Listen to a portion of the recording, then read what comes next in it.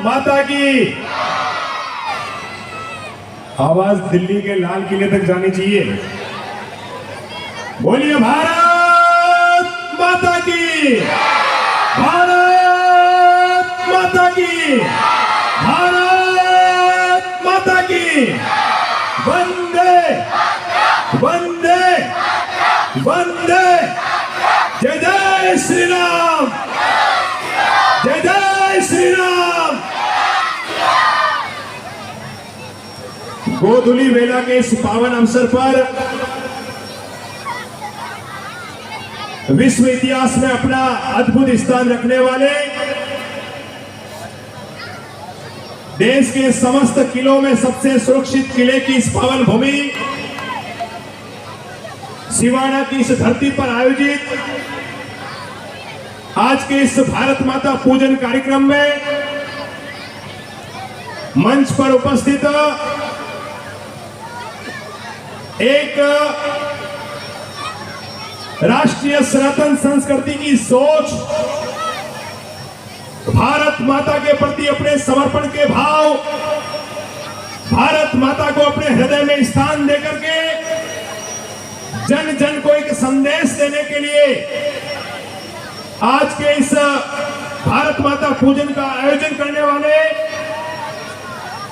आदरणीय छोटे भाई अरुण सोनी जी एवं लाल सिंह जी जुगतावत के लिए चाहूंगा जोरदार तालियों से स्वागत और अभिनंदन करें। मैं अभिनंदन करूंगा इन दोनों के परिवारों का भी। मैं अरुण जी के पिताजी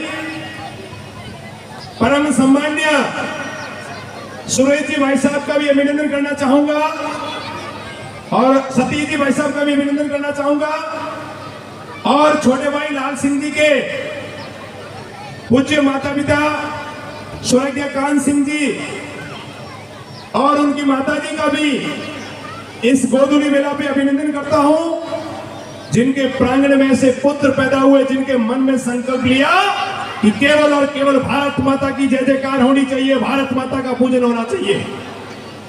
आज के इस कार्यक्रम में उपस्थित बड़े भाई महेंद्र जी छाजेड़, श्रीमान गंगा सिंह जी काठाड़ी, भाई श्री सोन सिंह जी भायल, स्वरूप जी थापड़, अजय जी भाई साहब, आदरणीय जगदीश जी राजपुरोहित, गौतम सिंह जी शिरेर और ऐसे समस्त नौजवान और समस्त वो शक्ति जो इस मंच के सम्मुख उपस्थित है, उन सबको प्रणाम करता हूं, नमन करता हूं। इस कार्यक्रम में बड़ी संख्या में माताएं बहनें उपस्थित है और जिस कार्यक्रम में माताओं बहनों की संख्या होती है वो कार्यक्रम निश्चित तौर पर भारत माता को समर्पित होता है।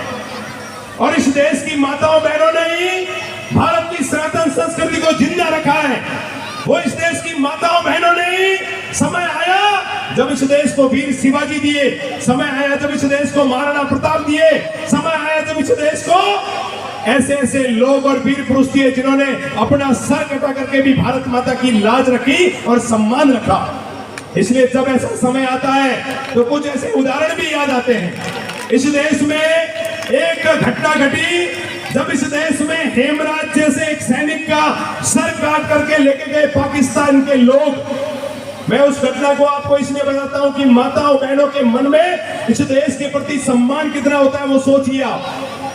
जब हेमराज का सर काट करके लेके गए तो उसकी माता को जब पत्रकारों ने पूछा कि हे माँ तेरी कोई इच्छा है क्या, अपने पुत्र के बलिदान पर तुझे क्या चाहिए, उस माँ ने जो बात कही है वो हिंदुस्तान की नारी शक्ति को सम्मान दिलाती है। उस हेमराज की माँ ने ये कहा कि मैं भारत सरकार से मांग करती हूँ कि मेरे पुत्र का कटा हुआ सर मुझे वापस ला के दिया जाए। पत्रकारों ने पूछा कि हे माँ तेरे पुत्र का सर काट करके दुश्मन लेके गए, तो उस कटे हुए सर का क्या करेगी। उस माँ ने जो बात कही वो हमारे सबके रोम रोम में, जर्रे जर्रे में राष्ट्रभक्ति को जागृत करती है। उस हेमराज की माँ ने पत्रकारों से कहा कि मैं अपने पुत्र के कटे हुए सर को देखना चाहती हूँ कि जब सामने दुश्मन खड़ा था, जब सामने पाकिस्तानी लोग खड़े थे, उस समय मेरे पुत्र के मस्तक की लालिमा कैसी थी, उसकी आंखों में जोश कितना था, उसकी आंखों में जुनून कितना था। मैं उस सर को देखना चाहती हूँ, उस मां को नमन करता हूं जिस मां ने ऐसे पुत्रों को जन्म दिया। इसलिए ये से जो कार्यक्रम भारत माता पूजन के कार्यक्रम है, वो जन्मदिन पर ऐसे कार्यक्रमों के माध्यम से केवल एक ही प्रेरणा है कि राष्ट्रवाद की भावना प्रबल होनी चाहिए। आखिर भाई अरुण सोनी और इन लाल सिंह जी जैसे युवाओं को भारत माता पूजन करना क्यों पड़ा? क्योंकि जब देश के अंदर राष्ट्रवादी ताकतों के खिलाफ लोग खड़े होते हैं, जब देश में भारत माता को डायल करने वाले लोग संसद में पहुंचते हैं, जब देश की संसद से वीर सावरकर का चित्र हटाया जाता है, जब देश के अंदर देश के सम्मान में सैनिकों के ऊपर पत्थर बरसाए जाते हैं, जब देश के लाल किले पर खड़े होकर के भारत विरोधी नारे लगाए जाते हैं, जब राजस्थान की भूमि पर भी पाकिस्तान जिंदाबाद के नारे लगते हैं, जब देश में तिरंगे को हटा करके पाकिस्तानी झंडों को लहराया जाता है, जब देश की नपुंसक सरकारें चुप हो जाती है, तब इस देश में अरुण भाई और लाल सिंह जैसे युवाओं को भारत माता पूजन करना पड़ता है। तब इस देश में युवाओं को खड़ा होना पड़ता है। इस देश में 3 तरह के लोग रहते हैं। एक वो लोग हैं जो चाइना की जय जयकार करते हैं, जिनको भारत की भूमि से कोई लेना देना नहीं है, वो कम्युनिज्म के नाम से इस देश में पहचाने जाते हैं। दूसरे वो लोग हैं जिन्होंने 70 साल तक इस देश में कुर्सी के लालच में भारत माता का सौदा किया, जिन्होंने 70 साल तक इस देश में सत्ता के भूखे भेड़िए बन करके भारत माता के दामन को कटने दिया, जिन्होंने देश में केवल और केवल पद प्राप्त करने के लिए, जिन्होंने देश में केवल गांधी परिवार का नाम रोशन करने के लिए, जिन्होंने देश में एक परिवार की ख्याति प्राप्त करने के लिए कभी 7 सिस्टर्स का एरिया काटा गया, कभी जम्मू कश्मीर में मजारों से माइक पर घोषणा की जाती थी कि सारे हिंदू कश्मीर छोड़ करके चले जाए और अपने बहन बेटियों को छोड़ के चले जाए। आप सोचिए उनके साथ क्या बीती होगी। कभी इस देश के अंदर कश्मीर के लाल चौक पर तिरंगा झंडा उतार करके पाकिस्तान के झंडे लहराए जाते थे, कभी इस देश के अंदर भारत विरोधी नारे लगाए जाते थे, कभी इस देश के जेएनयू विश्वविद्यालय में भारत तेरे टुकड़े होंगे इंशाअल्लाह इंशाअल्लाह बोलने वाली राष्ट्र विरोधी ताकतें खड़ी होती थी।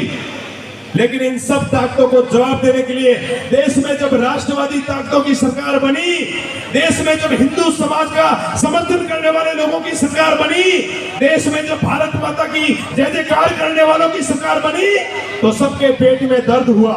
सबको लगा कि हिंदुस्तान हमारे हाथों में से निकल रहा है, अब इस देश में हिंदूवादी ताकतें खड़ी हो जाएगी, अब भारत पुनः विश्व गुरु बन जाएगा। इसलिए देश में एक संक्रमण काल पैदा किया गया, देश में अनेकों प्रकार की बातें की गई। भारत कंगाल बन जाएगा, भारत भिखारी देश बन जाएगा, भारत लूट रहा है, भारत बर्बाद हो रहा है। मैं उन सब लोगों से इस मंच के माध्यम से सिवाना की इस धरती से खुला चैलेंज देता हूं।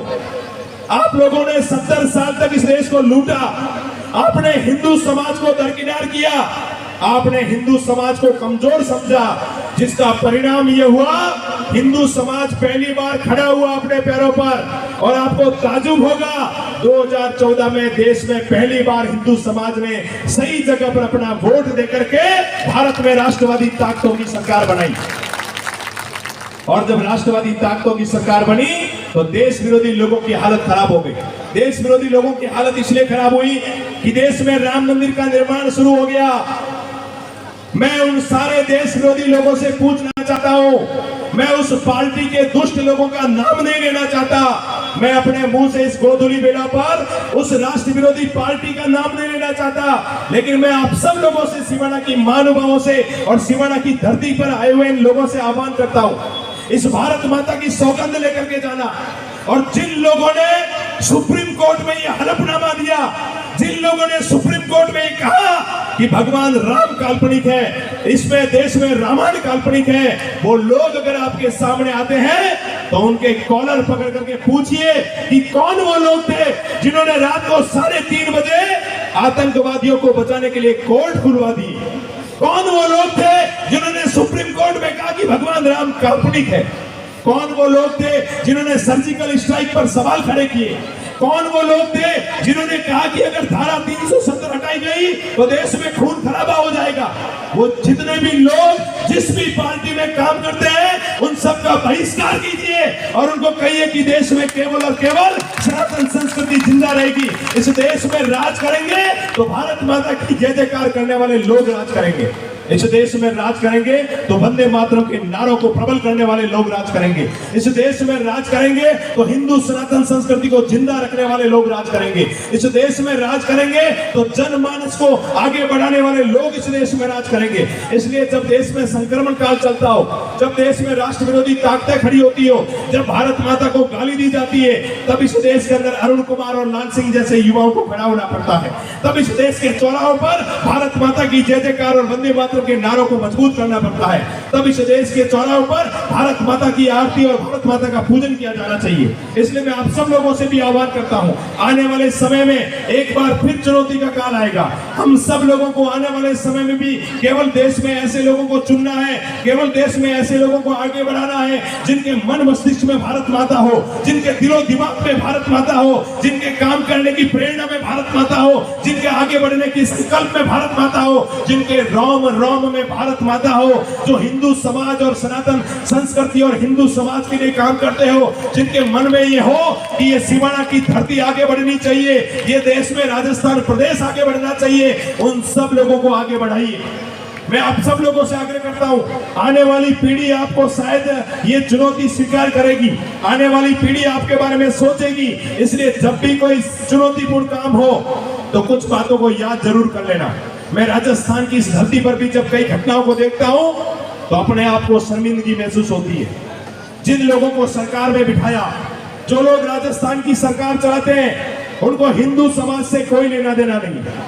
अगर हिंदू समाज से लेना देना होता तो आप सब लोग उन लोगों से पूछना कि आखिर इस देश के अंदर रामनवमी के जुलूस पर रोक क्यों लगाई जाती है, आखिर इस देश के अंदर हनुमान चालीसा के पाठ करने पर रोक क्यों लगाई जाती है, आखिर इस देश में भारत माता की जय बोलने पर, भगवान श्री राम की जय बोलने पर रोक क्यों लगाई जाती है।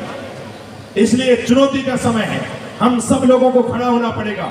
एक एक घर में जो माता पिता यहाँ आए हैं, जो मातृशक्ति यहाँ आई है, जो युवा आए हैं, मैं आप सब लोगों से भी आह्वान करता हूँ, भले ही देश के चौराहों पर कार्यक्रम मत करिए, लेकिन अपने घर में जिन देवताओं की आप पूजा करते हैं, विवेकानंद जी ने एक शब्द कहे थे, उन्होंने कहा था कि कुछ समय तक सारे देवताओं के साथ भारत माता की पूजा करना शुरू करिए। अपने घर में भारत माता की तस्वीर लगाइए, सुबह उठ करके संकल्प लीजिए, मुझे केवल भारत की सनातन संस्कृति और हिंदू समाज के लिए काम करना है। सुबह उठ करके संकल्प लीजिए, मेरे द्वारा पूरे दिन में केवल हिंदू समाज और सनातन संस्कृति की रक्षा और भारत की सनातन संस्कृति के संवेदनाओं को समझते हुए उसके लिए संकल्प लेकर के मैं काम करूंगा। इसलिए आज के इस कार्यक्रम में हम सब लोग आगामी कुछ समय में जब हम भारत माता की आरती करेंगे तो भारत माता की आरती करते हुए भारत माता के चरणों से ये सौगंध लेकर के जाए कि हम अपने परिवार में, अपने घर में भी भारत माता का पूजन करेंगे।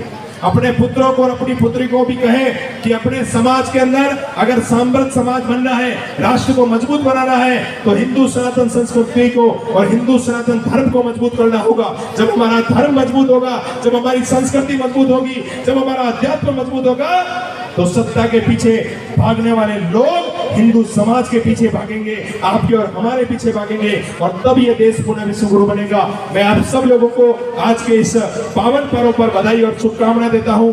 स्वतंत्रता दिवस की भी शुभकामना देता हूं। आने वाले पावन हिंदू समाज के पर्व रक्षाबंधन की भी बधाई और शुभकामना देता हूं। और समस्त सिवाना की धरती के समस्त महानुभावों से ये आह्वान करके जाता हूं कि जब भी राष्ट्रीय पर्व का कोई बड़ा कार्यक्रम हो, जब भी देश के लोकतंत्र का पर्व हो, जब भी देश के लोकतंत्र पर कोई सामत आए, जब भी देश के लोकतंत्र को बचाने जाओ, तो अपना वोट, अपनी ताकत केवल उस व्यक्ति को देना जो भारत माता की जय जयकार करता हो, जो हिंदू समाज के लिए काम करता हो, जो वंदे मातरम के नारों के लिए काम करता हो।